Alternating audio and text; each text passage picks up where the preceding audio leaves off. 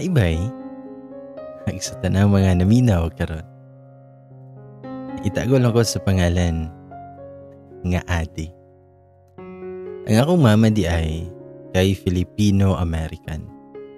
Akong papa kay Malaysian. 29 years old na ko ug naay duha ka anak. Happily married? Secret. I-share na ako sa inyo ako ang story karon. Since my dada died, idala ko sa kong mama diri sa Pinas. Naedad pa ko ato 8 years old. Wala sad may permanent na address ato kay si mama nagabalhin og lugar tungod sa iyang work o ginadala ko niya kanunay. Sa matong pag high school nako, gusto na ko nga mag-stay na lang ko sa kong lola og lolo. Kaya dili na ko ganahan nga sige og balihin kaya nagsugod na sad ko og barkada. Kaya syempre, high school na good ko. Sa matong akong giingnan ako mama, nga diri na lang ko kay para pod na ay kuyog silang lola ug lolo. Dili pa nang musugod akong mama, kay ingon siya nga ako ara daw ulog-ulugan ng ako ang lolo ug lola. Pero namugos jud ko og perte kong hangyo ni mama, kay gusto ko nga magstay ra didto, kay kapoy pud biya nga nagsige na lang kog balhin og eskwelahan. Walay nahimo si mama kundi nisugot na lang siya. Pero giingnan pa ko niya nga magtarong daw ko. Og dapat daw dili siya makadungog nga na ako'y gibuhat nga dili maayo. Nagpromise pa ko sa kong mama nga honor ko permi. Sa motong perte na kong lipaya jud kay lagi nisugot si mama nga didto ra ko ni lolo og ni lola. Sa motong nagtarong jud ko og eskwela. Pag-graduate pa na ako sa high school ana kay salutatorian ko. Wala na lang jud yung valedictorian no. Bitaw. Pero proud gihapon kaayo silang lolo og lola sa kuha. Apil na si mama.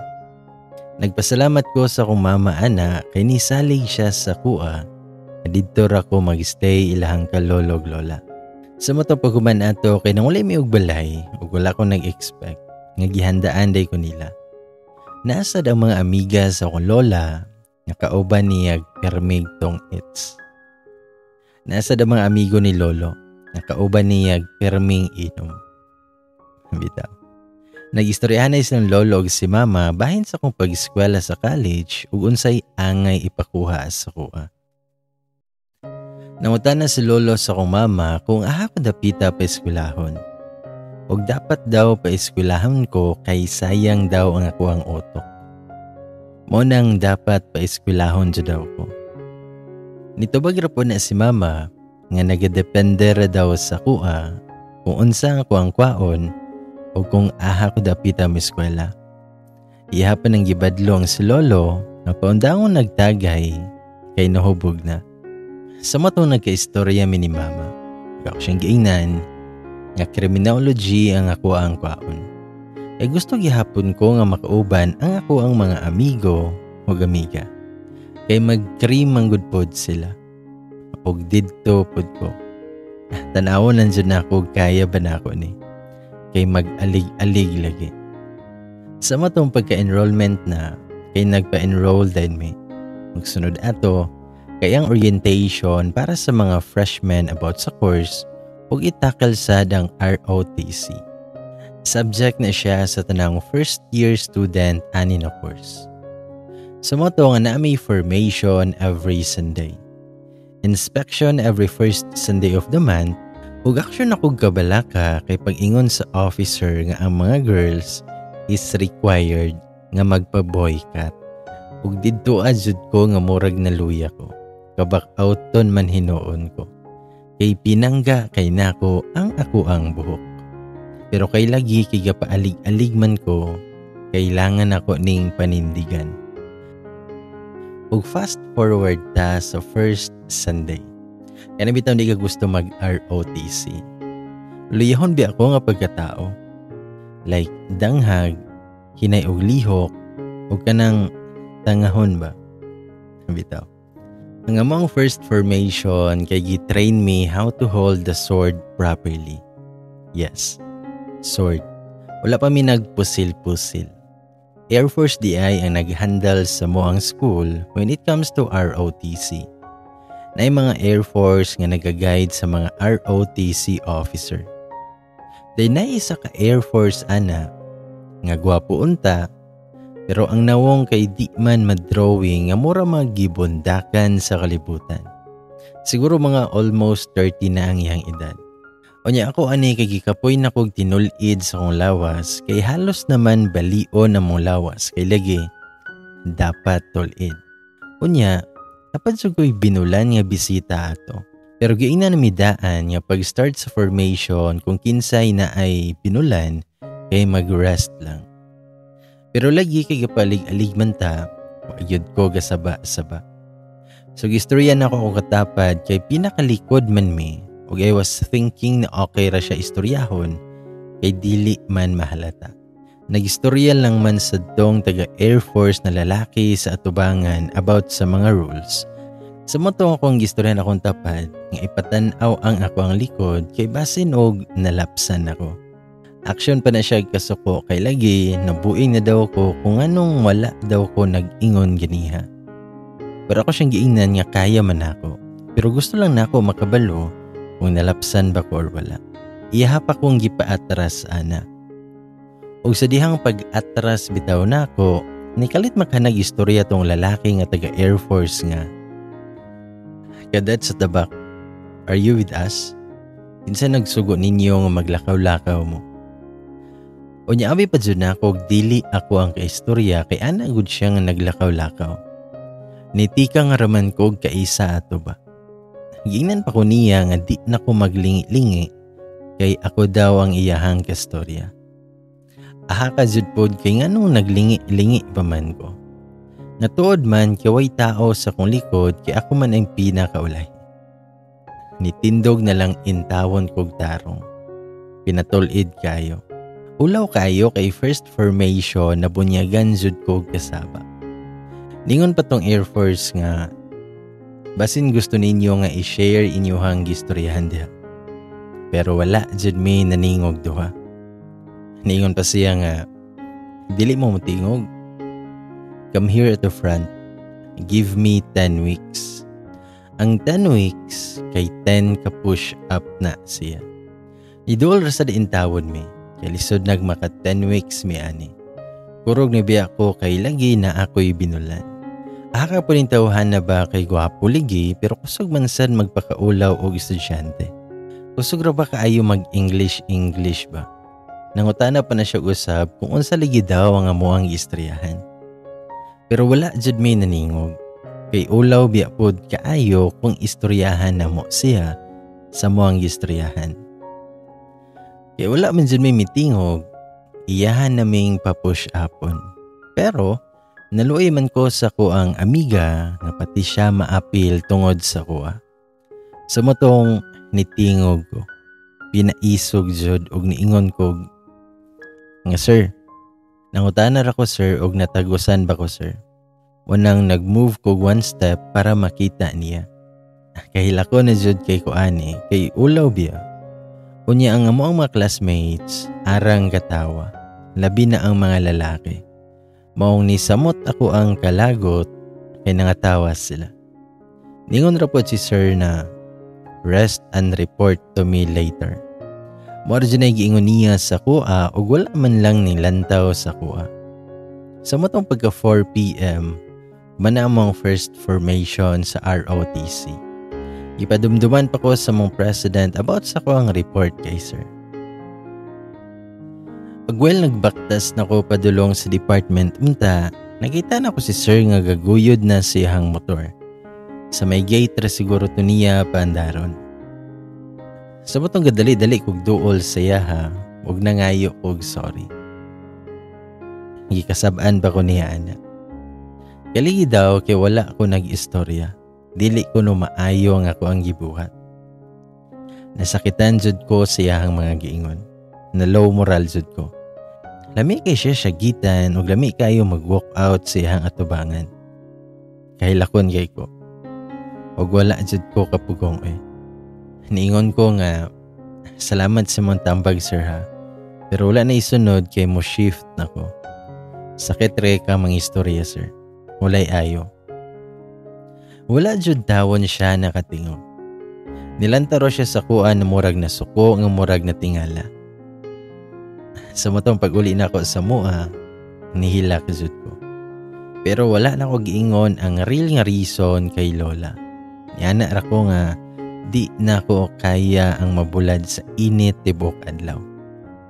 Sa matong na istorya mi ni Mama about ato din ana siya nga magbalhin na daw ko kurso. Dapat asap jud. Nakunhon ako nga mag-idok na lang ko labon kay babaon kay ko og sigig istorya. Kung pagkamanday ana, automatic na nag-shift jud ko. Gipanindigan jud na ako akong giingon sa officer kay baga kay siyag na mo. Bitaw. Pero gwapo ra ba jud unta siya. Then pagka-Sunday ato, ROTC na. Pero syempre, kailahin naman akong kurso, wala may ROTC. Pero maghatod ko sa akong letter na mag-quit na ko kay murag respeto daw sa officer. Wanay giingon sa mga teacher ba. Kaya nagkita man mi itong Friday sa kantin na tingala siya kung anong wala na ko siyang master list. Matong giingnan ko niya na maghatod ko letter na mag-quit na ko sa criminology. Siguro mga alas 11 na to sa udto na abot ko sa school kay dugay ko nakamata. Nag-wait sad ko na mag-lunch break na sila aron makaduol ko sa kolera. Bitaw. Naarajid siya dito sa may tent nga naglantaw sa mga tao nga nabulat.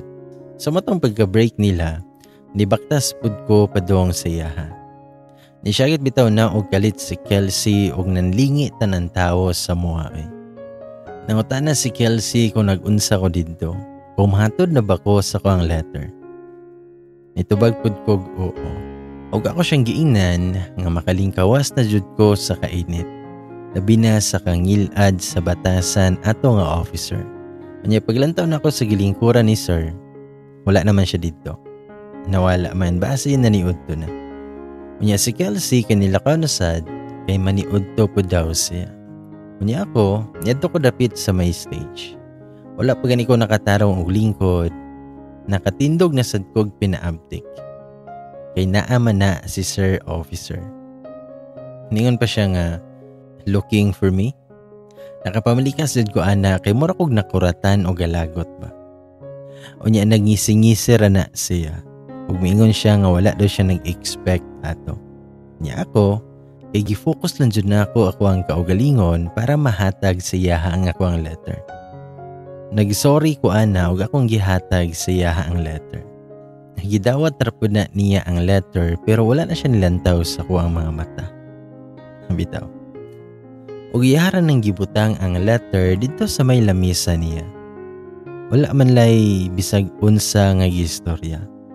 Wala jud. Pag human ato is wala na jud mi nagkita ni sir. Ug wala na jud ko'y balita niya kay wala pa man pud mi nakachika ni Kelsey. Busy sad siya. Unya fast forward na. Pagka January ato kay Cream Fest month na to. Unya nag-announce ang dean sa BSED nga need og isa ka representative para mag-appeal og singing contest sa Cream Fest. Kay gi-open daw sa Criminology Department ang singing contest para sa laing kurso. Kay sa tanang university or school, mas lingaw biadjud ang Cream Fest oy. Ambot nga no bahalag dili ko katambog og intrams basta kay patambungan jud ko Cream Fest. Bitaw. Ug wad jud ako ni makalimte kay diha nagsugod ang tanan. Ipangutana ko ni Ma'am Jan kung willing ba ko mo-appeal sa contest. Ana magud sila nga gifted daw ko og tingog. Ka jud. Bitaw.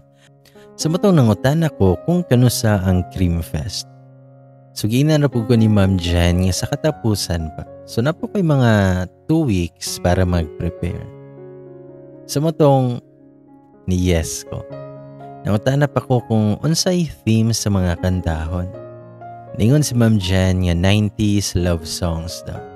Unya na pa'y mga pasyagit-syagit o kantsaw-kantsaw ang ako ang mga classmates sa ato ba. Unya kay paspas makayo ang adlaw, contest na jud. 2 p.m. mag-start ang singing contest. Nakog CR ani kay mangihi unta ako pero puryagaba jud ang baho sa CR oy.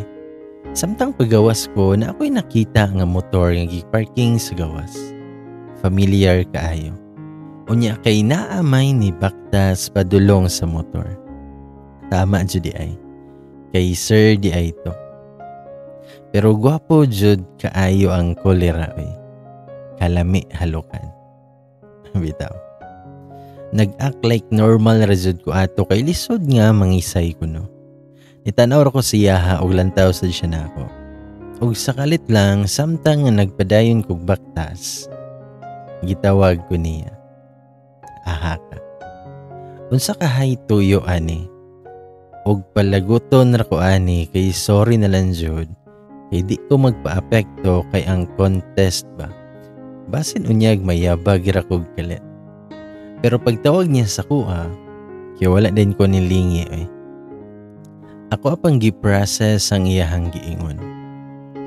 Iyahamang kong giingnag kadet. Pero dili naman ko kadet anymore ba? Nagtalikod razod ko ani pero ni hunong nakugbaktas. Ingon din siya nga, ay sorry. Miss Adi di ay. Ug dito ra ko milingi niya.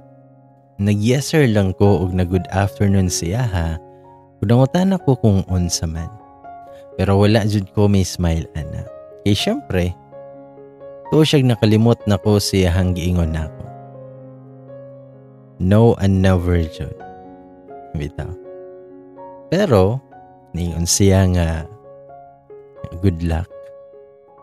Ambot ba pero kay mura lami magpakaon siya ha. Ay bitaw. Nitango razud ko ana kay di mabangbang ako ang pagkapabebe. Pero lami kay ibalik og CR kay mangihi ko kay nigilok man. Bitaw. Dayon mo to nga nag-start na ang contest og grabe na ako ang kakulba.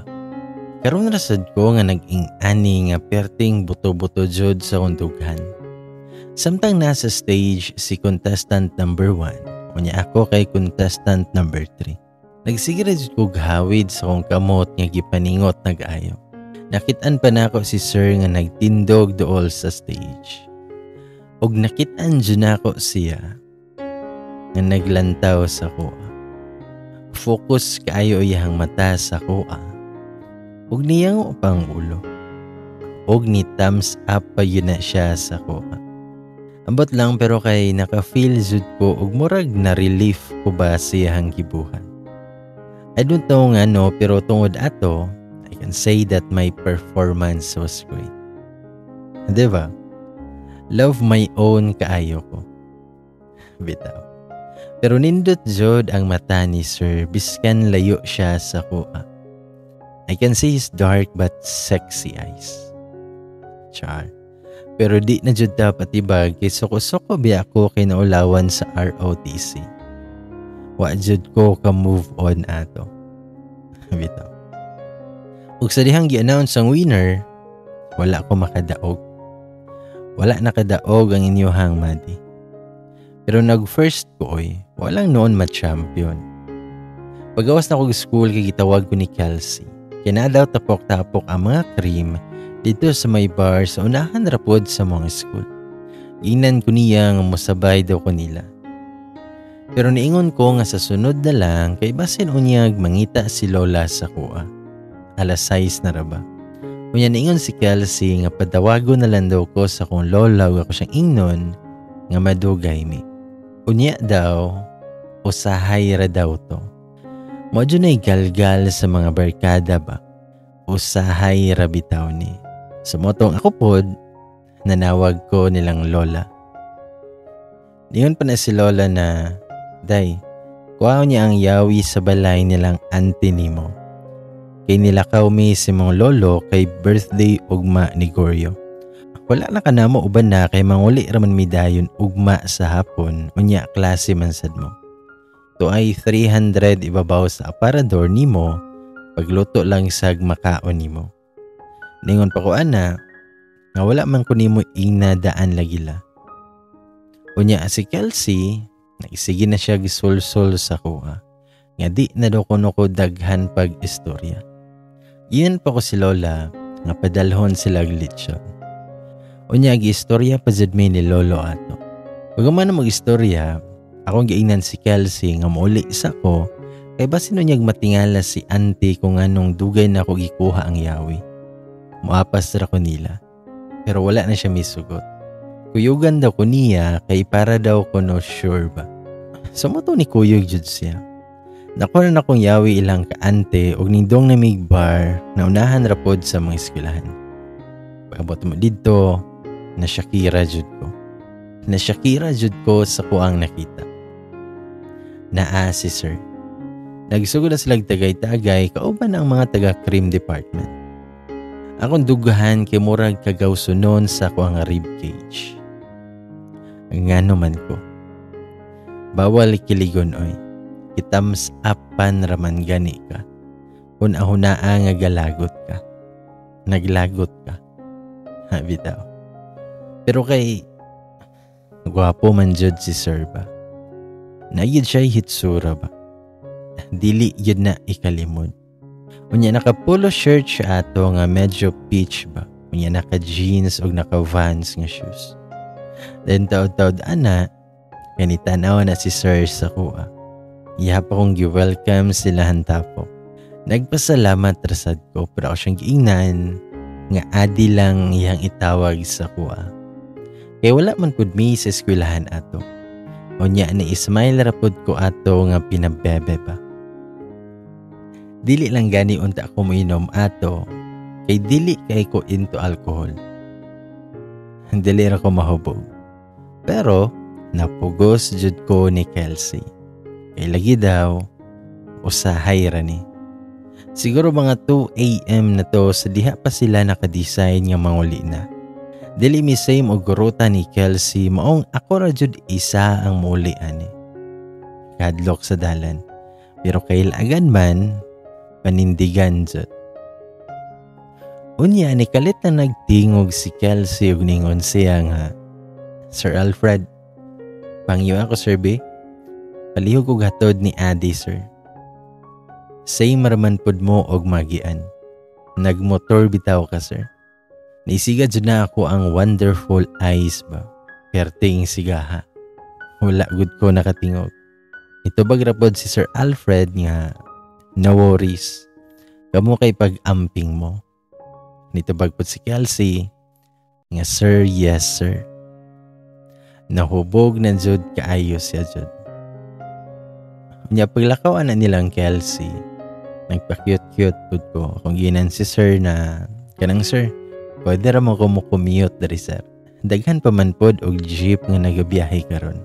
Tubag pod siya nga muuban ka sa kuha o maghulat pa kag lukdohon ta ka. Unya pinasmile pa jud na. Ambot ang jud kay di andyan ako ma-explain ako ang feelings ba. Unya ni smile ba dyan na siya nga pinaambot ba oy kay di dyan na ako ma-explain ba. Ako siyang giingnan, anak din ang public servant no, nga manghurat man, kangil adyan ni mo kinaiya sir eh. Itubag po na si sir nga magdali na daw ko kay katulgo na daw siya. Ako pa siyang giingnan, nga kung katulgo na ka sir, pwede na ka mag-una sir, musakay ra kog jeep karon. Nitubag po si sir na, tanaw ni mo makatulog ka ako kung magunahon na ako nga napaka sa dalan. Nitubag pud ko nga, wow sir ha, feeling concerned. Ayaw na sir kay nakita na nako imong true colors. Naistorya dyan ako na kay nakainom biya ko ato. O niya nag-please adi na yun na si sir kay lagi manguli na daw mi. Pero ako siyang giingnan, nakabalo ka sir. Gwapo unta kay ka ba? Tangkad, pution, dark pero sexy ang eyes, humot og naka-clean cut pa jud. Sa batasan lang jud ka na daot, sir. Iskan unsa pa kagwapo og kung bati kag batasan, bati jud na. Pero sa kung nahuna ato kay kalami na lang bata hiun sa kong babay. Wa joy ayo ba? Nitubag ra po na siya nga magistorya ra taan na unya. Handali na. Pero wala jud ko. Di jud ko mukuyog siya ha. Pero nikalit man nag-ingon si sir na, Adi, look, I like you. Ito yun ako to nga murag low moral ka aron mo balihin kag laing course. Kaya ug mistake ka sa cream, for sure na adyo'y favoritisay mahitabo. Ug I don't want that jud to happen. Napunta siya isumpay ana pero gipugngan ako siya. Ako ang gipugngan ang iyang ba sa ko mga tudlo para muhunong na siyag istorya. Unya nikalitan siya ingon nga magtaksi rata. Ibilin ra nako ang motor dire. Og ambot ang sadba kay ni Kuyo grapod ko niya eh. Siguro tungod to sa kuhang kahubog. Tungod siguro kay nakainom ko. Og tungod pud siguro kay I like you man ko niyag pinakalit. Magpadili-dili pa ba ko, di ba? Habitaw. Nakainom ko ato. I was really drunk pero wala ko nakalimot sa mga nahitabo. Especially sa I like you. Pero kanijud ang di na ko makalimtan.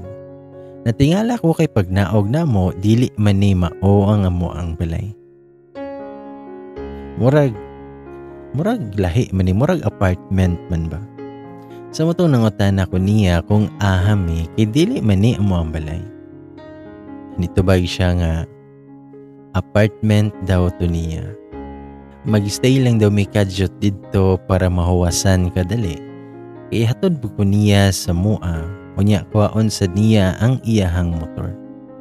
Unya ako, nisunod ra niya. Pagsulod na mo kay limpyo kaayo ang sulod sa iyahang apartment. Ug wala jud kay makitang abo. Napa siya gipakaon sa kuha nga dapat kanon daw nako before ko matulog. Unya naglingkod dra ko sa sofaan eh. Unya ni apil siya glingkod. Ug iya akong gitunulan og Max nga color yellow. Mato ang iyahang gipakaon sa ko before daw ko patulugon.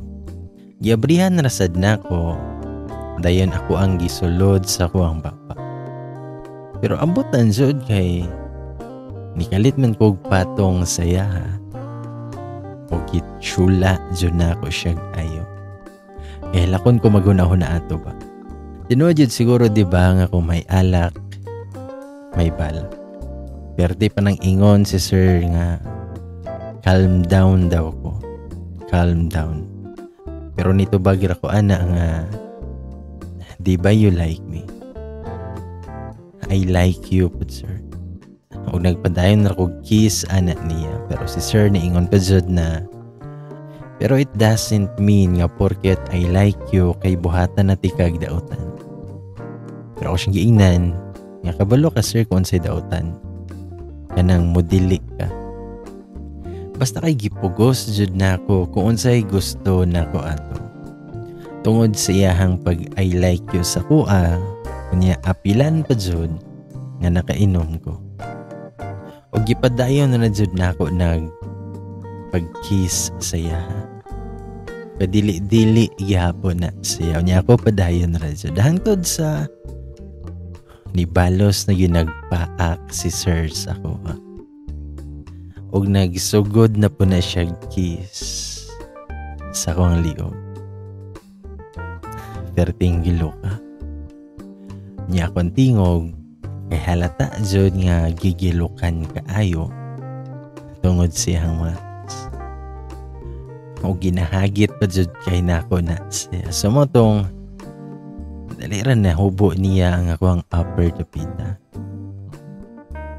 O iya jud nang ginay-hinay o pagawas. Ako ang duha ka kuan. Nya ako pa na siyang giingnan nga inita ni mo palangga eh. Ang nawong niya kay nagpamaak na dyan. Kanya ako na sa nang gigunita ng iyahang kuan ba. Ako ang gigunita.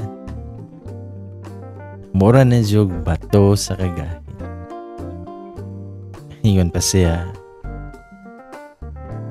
Tarong og ihigda palangga be. Ako pa siyang giingnan nga hinay-hinaya. Kay first time to na ako.